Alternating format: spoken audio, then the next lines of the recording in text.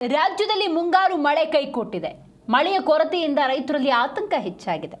ಮಳೆಯ ನಿರೀಕ್ಷೆಯಲ್ಲಿ ರೈತರಿದ್ರು, ಅವರಿಗೆಲ್ಲ ನಿರಾಸೆಯಾಗ್ಬಿಟ್ಟಿದೆ. ಮಳೆ ನಂಬಿ ಬಿತ್ತನೆ ಮಾಡಿದ ಬೆಳೆ ಈಗ ಒಣಗುವ ಆತಂಕ ಎದುರಾಗಿದೆ.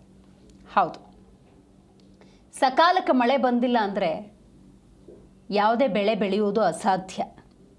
ಬಿತ್ತನೆ ಮಾಡಿ ಈಗ ಮಳೆ ಬರಬಹುದು ಅನ್ನುವಂಥ ನಿರೀಕ್ಷೆಯಲ್ಲಿ ರೈತರಿದ್ದರು.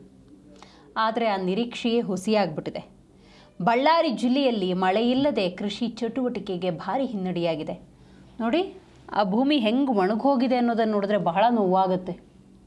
ಸಂಪೂರ್ಣ ಒಣಗೋಗಿದೆ. ಆ ಒಣಗಿರೋ ಭೂಮಿಯಲ್ಲೂ ಪುಟ್ಟ ಪುಟ್ಟ ಸಸಿಗಳು ನಳನಳಿಸ್ತಾ ಇದ್ದಾವೆ. ಸಕಾಲಕ್ಕೆ ಮಳೆ ಬರಲಿಲ್ಲ ಅಂದರೆ ಬಹಳ ಕಷ್ಟ ಇದೆ. ಬಿತ್ತನೆ ಮಾಡಿದ ಹೊಲಗಳಲ್ಲಿ ತೇವಾಂಶದ ಕೊರತೆಯಿಂದ ಬೆಳೆಯೆಲ್ಲ ಒಣಗೋಗ್ತಾ ಇದೆ. ಮೆಣಸಿನಕಾಯಿ, ಜೋಳ, ಹತ್ತಿ ಎಲ್ಲವೂ ಕೂಡ ಒಣಗಿ ಹೋಗ್ತಾ ಇದೆ. ಹಾಗಾಗಿ ರೈತರು ಕಂಗಾಲಾಗಿ ಹೋಗಿದ್ದಾರೆ. ಕರ್ನಾಟಕ ಸರ್ಕಾರದ ಏನು ನಮ್ಮ ರಾಜ್ಯದ ಮುಖ್ಯಮಂತ್ರಿಗೆ ಮನವಿಯನ್ನು ಮಾಡ್ತಾ ಇದ್ವಿ.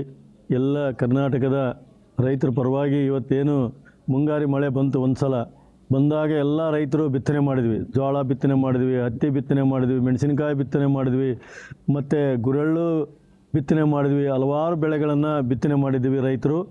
ಆದರೆ ಇವತ್ತು ಒಂದೇ ಒಂದು ಮಳೆ ಬಂದ ಮೇಲೆ ಇನ್ನೊಂದು ಸಲ ಮಳೆ ಬರಲಿಲ್ಲ. ಮುಂಗಾರು ಇವತ್ತೇನು ಕೈ ಕೊಡೋ ಕಾಣ್ತಾ ಇದೆ. ಮುಂಗಾರು ಮಳೆ ಇನ್ನು ಒಂದು ಕೇವಲ 6-7 ದಿವಸದಲ್ಲಿ ಮಳೆ ಬರಲಿದ್ರೆ ಇಡೀ ಬೆಳೆ ಬಿತ್ತನೆ ಮಾಡಿದ್ವಿ ರೈತರು ಸಂಪೂರ್ಣ ನಷ್ಟ ಆಗುತ್ತೆ. ಆದರೆ ಕರ್ನಾಟಕ ಸರ್ಕಾರದವರು ಸಮೀಕ್ಷೆ ಮಾಡಿ ಏನು ಯಾವ್ಯಾವ ಬೆಳೆ ರೈತರು ಹಾಕಿದ್ದಾರೆ, ಎಷ್ಟು ನಷ್ಟ ಆಗ್ತದೆ. ಒಂದು ಸಲ ಬಿತ್ತನೆ ಮಾಡಬೇಕಾದ್ರೆ 10,000 ರೂಪಾಯಿ ಬರುತ್ತೆ ಒಂದು ಎಕರೆ. ಬರೀ ಬಿತ್ತನೆ ಮಾಡೋದಕ್ಕೆ, ಉಳುಮೆ ಮಾಡೋದಕ್ಕೆ 5-6 ಸಾವಿರ ಬೇಕು, ಬೀಜ 2,000 ಬೇಕು. ಎಲ್ಲ ಬೆಳೆಗಳನ್ನು ಇವತ್ತು ನಷ್ಟ ಆಗ್ತಾಯಿದ್ವಿ. ರೈತರು ಇವತ್ತೇನು ಸರ್ಕಾರದಲ್ಲಿ ಮನವಿ ಮಾಡ್ತಾಯಿದ್ವಿ. ಏನಂತ ಮನವಿ ಮಾಡ್ತಾಯಿದ್ವಿ ಅಂದರೆ, ಈಗಾಗಲೇ ಇನ್ನು ಕೇವಲ 6-7 ದಿವಸದಲ್ಲಿ ಮಳೆ ಬರೆದ್ರೆ ಬರಗಾಲ ಘೋಷಣೆ ಮಾಡಬೇಕಾಗುತ್ತೆ. ಏನು ರೈತರಿಗೆ ಪರಿಹಾರ ಕೊಡುವಂಥದ್ದನ್ನು ಕೂಡ ಸರ್ಕಾರ ಮಾಡಬೇಕು.